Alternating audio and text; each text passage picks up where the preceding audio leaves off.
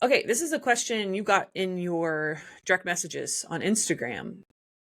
This gal says, I'd love advice on how to help an employee of mine.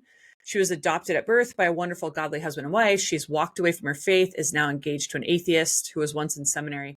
After listening to your interviews, I have to wonder if she has deep rooted pain from being adopted. I'm praying for her, but I'd love advice on any books or resources I can read to support her or give her to help her process.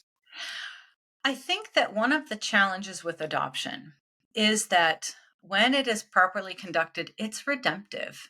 And a lot of us see that and we know it, and we know the alternative when it comes to where these kids could have grown up, the situations that they could have been raised in. And we understand that the adoptive family, loving, wonderful, stable, committed, invested, is so much better than the alternative.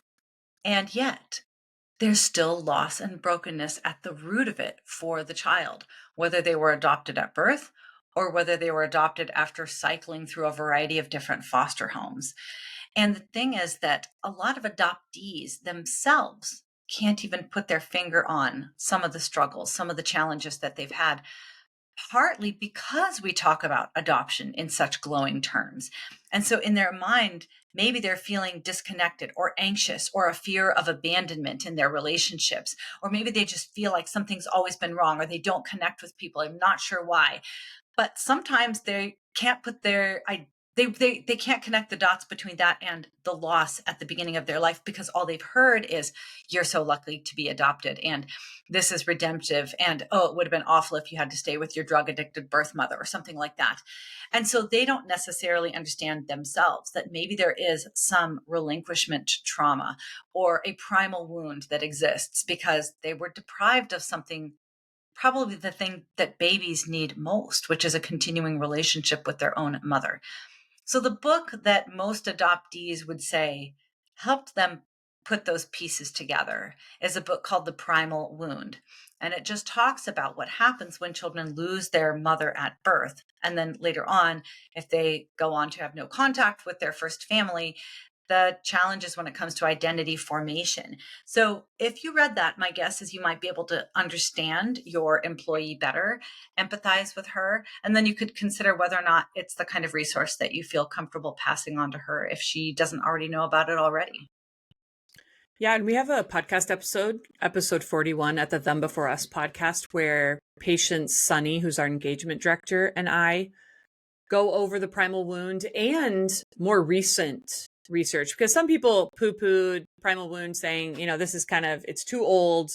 We've proven that none of this matters. And we look at the current research and say there is something to be said for this maternal separation at birth. And so there's something there. And I would just say too, you can never sort of have, hey, tell me about being adopted, being maybe your first conversation. Why'd you walk away from the faith? Why are you engaged to a guy who's not a Christian, or an atheist who used to be a Christian? But those conversations come up over time. Especially, she shared this is an employee-employer relationship, so I know you probably have to be a little more delicate in that way as well. But building relationship is when you can get to the point where you can ask people those questions. How do you feel about this? What was that experience like for you? Empathize by saying things. I imagine that was probably pretty hard, never knowing who your birth mom was or your biological mom, or feeling disconnected from your adopted mom and dad in some way, and maybe just voicing things that they've never been able to voice before. A lot of our recommendations, whether it's parents trying to connect with a wayward child or a child that's rejecting their worldview, whether it is engaging with a skeptical, hostile culture, a lot of our sort of step one for those kinds of relationships is become an expert.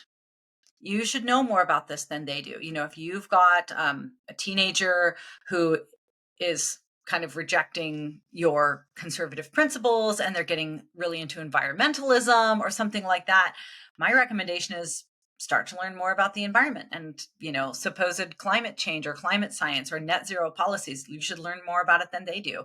If they're getting into, you know, uh, different, if they're revering different like socialist heroes or something like that, you should know more about Castro and Mao and a lot of these supposed champions of socialism and communism than they do. And in this situation where she might be dealing with adoption trauma, you actually might really be an asset and a help to her if you start to understand this more than she does. Not so that you can just charge in there and solve all the problems, but then when something comes up, you're going to understand the places where you can connect the dots and tie it back to what you now feel like you better understand.